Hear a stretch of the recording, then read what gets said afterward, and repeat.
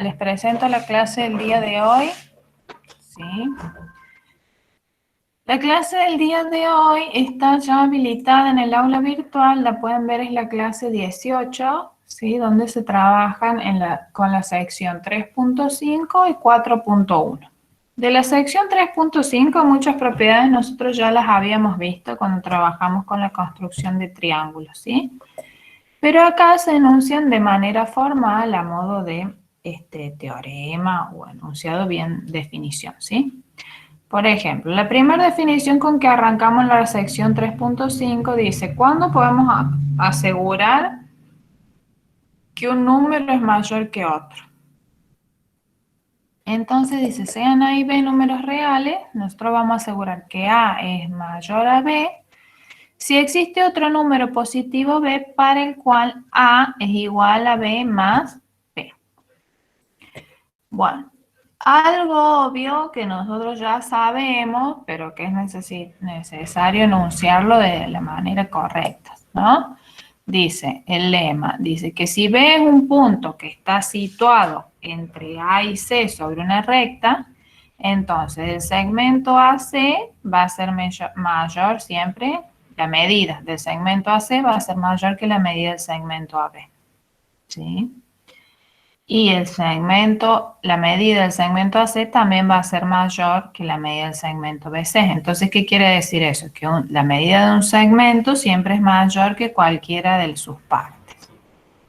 Y lo mismo para los ángulos. Si tenemos el ángulo ABC, ¿sí?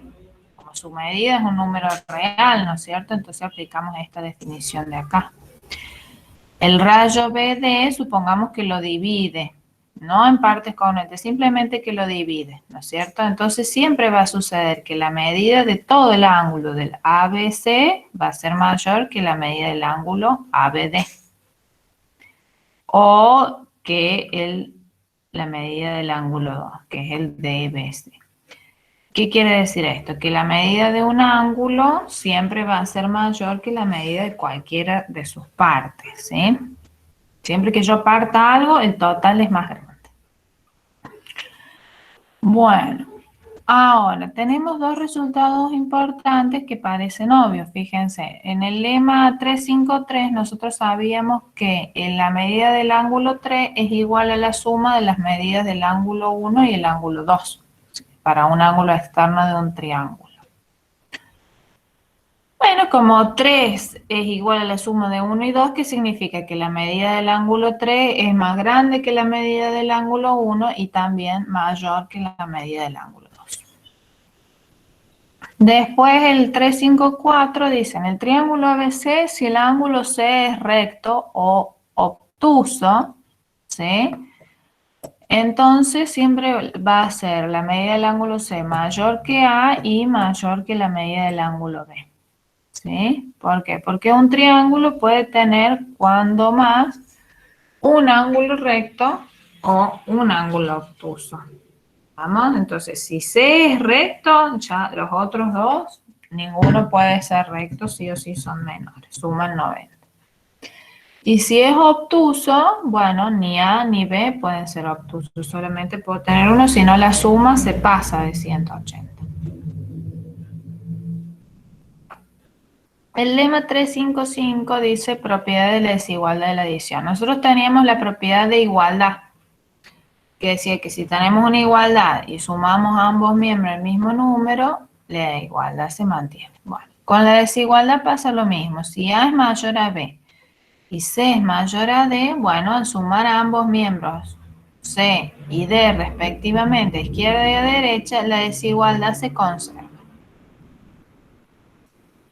El siguiente teorema dice establece algo que ya habíamos visto, pero que ahora se enuncia en forma de teorema. Como podrán ver, el recíproco también es válido. Nosotros habíamos visto que si un lado de un triángulo es mayor que la medida de un segundo lado, entonces el ángulo que está opuesto al lado más largo es mayor que el ángulo que está opuesto al lado más corto del triángulo, ¿no? Y al revés, lo mismo, ¿no? Esta era una de las condiciones, ¿se acuerdan? Nosotros habíamos puesto cuando íbamos a construir triángulos, ¿no? Que ángulo menor se opone el lado menor, o a ángulo mayor se opone el lado mayor.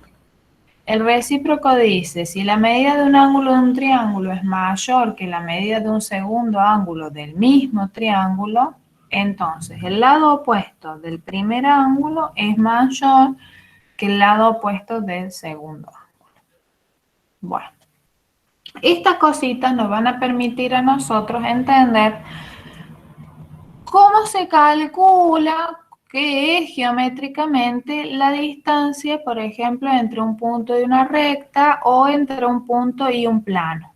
¿Bien? ¿Por qué? Hasta acá nosotros hemos trabajado con distancia entre dos puntos nada más. Y habíamos establecido que la distancia entre dos puntos es la longitud del segmento que los une. Pero ahora, supongamos que queremos calcular la distancia desde el punto P a la recta L.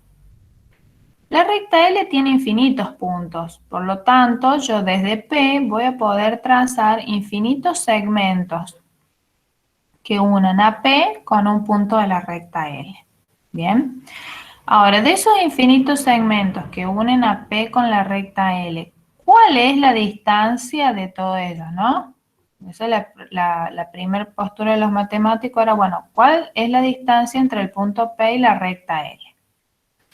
Entonces se acordó que de todos los segmentos que se puedan trazar entre P y L, la distancia va a ser el segmento más cortito de todos, ¿sí? El menor.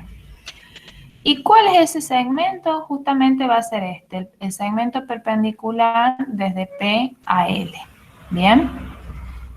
Y eso lo establece acá el corolario. Dice, el segmento perpendicular de un punto a una recta es el segmento más corto que puede trazarse del punto hasta la recta.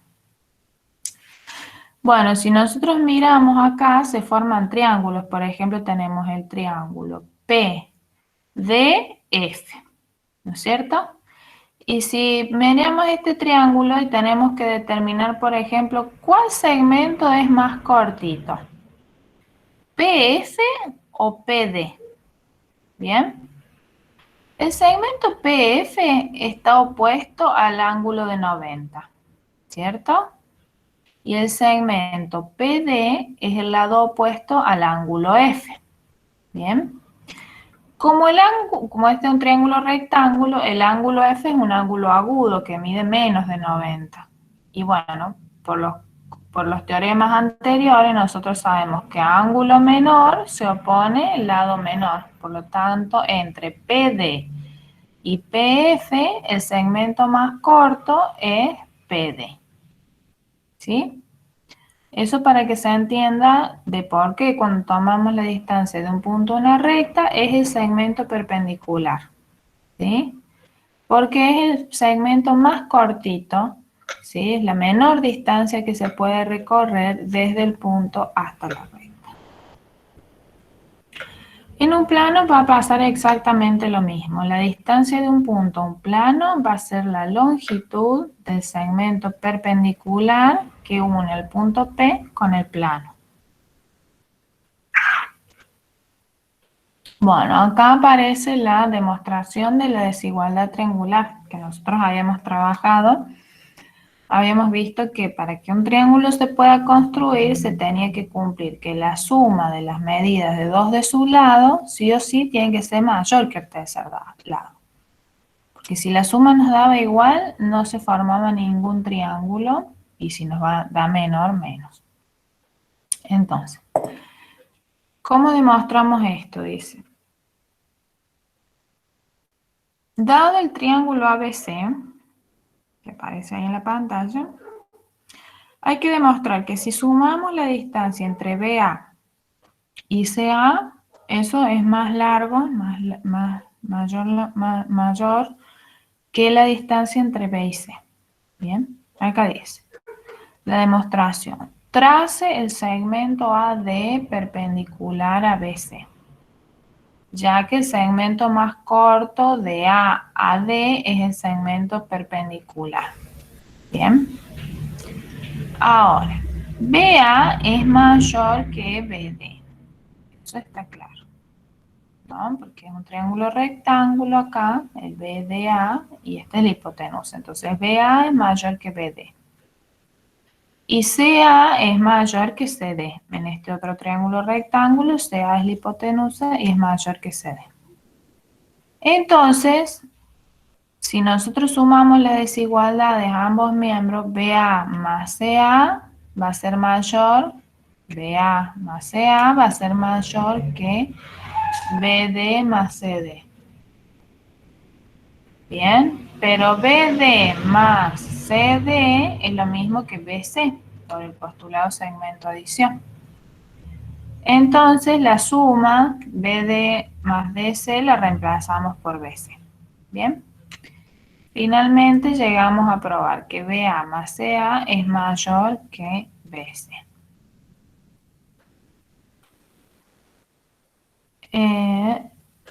Teorema 3, 5, 10 dice, la longitud de cualquier lado de un triángulo tiene que estar entre la suma y la diferencia de sus longitudes con los otros dos lados. Entonces acá dice, por ejemplo, si un triángulo tiene medidas 3, 4 y 5, ¿puede ser un triángulo? Bueno, fíjense, 3, 4 y 5, nosotros dice sí, porque ningún lado tiene una longitud mayor o igual que la suma de las longitudes de los otros dos lados. Fíjense, 5 tiene que ser menor que 3 más 4, y lo es, 3 más 4 nos da 7. Y también tiene que ser mayor que la diferencia entre los otros dos, 4 menos 3. Bien. Eso tiene que pasar con los 3. Por ejemplo, si yo digo 4, si tomo en vez de 5 acá, ¿no es cierto? 4. ¿Es más chico que la suma de 3 y 5? Sí, 4 es más chico que 8. ¿Es 4 es más grande que la diferencia entre 5 y 3? Sí, 4 es más grande que 2, que es la diferencia entre 5 y 3. Bien. Y si tomamos el primer lado, fíjense que pasa lo mismo. Es decir, 3 tiene que ser menor que la suma de 4 y 5. ¿Es más chico que 9? Sí. Y tiene que ser mayor que la diferencia entre 5 y 4, que es 1. 3 es mayor que 1. Bien. Por lo tanto, para el punto A, sí puede haber un triángulo que tenga lados 3, 4 y 5. Bueno. Y ahí se analizan los otros ejemplos. Por ejemplo, el B dice, no puede haber un triángulo que tenga lados 3, 4 y 7, ¿no? Porque 7, por ejemplo, no es más chico que 3 más 4. Si ustedes lo intentan construir, van a ver que no se le forma ningún triángulo. Bueno. Otro ejemplo de aplicación es esto de que a ángulo menor se opone lado menor o que a ángulo mayor se opone lado mayor en un triángulo. Fíjense, el problemita dice, en un mapa los bomberos se ubican en los puntos A y B. Se ha generado un incendio en el punto C. ¿Cuál grupo de bomberos está más cerca del lugar de incendio? Bien. Bueno, si acá el ángulo es de 43, el lado opuesto, BC, va a ser más corto, menor, su medida, que el segmento AC opuesto al ángulo de 46 grados. Entonces, la respuesta ahí es correcta, es que los bomberos que están en el punto B son quienes están más cerca del lugar de incendio. ¿Estamos? Bueno, vamos a detener la grabación y acá vamos a insertar este video.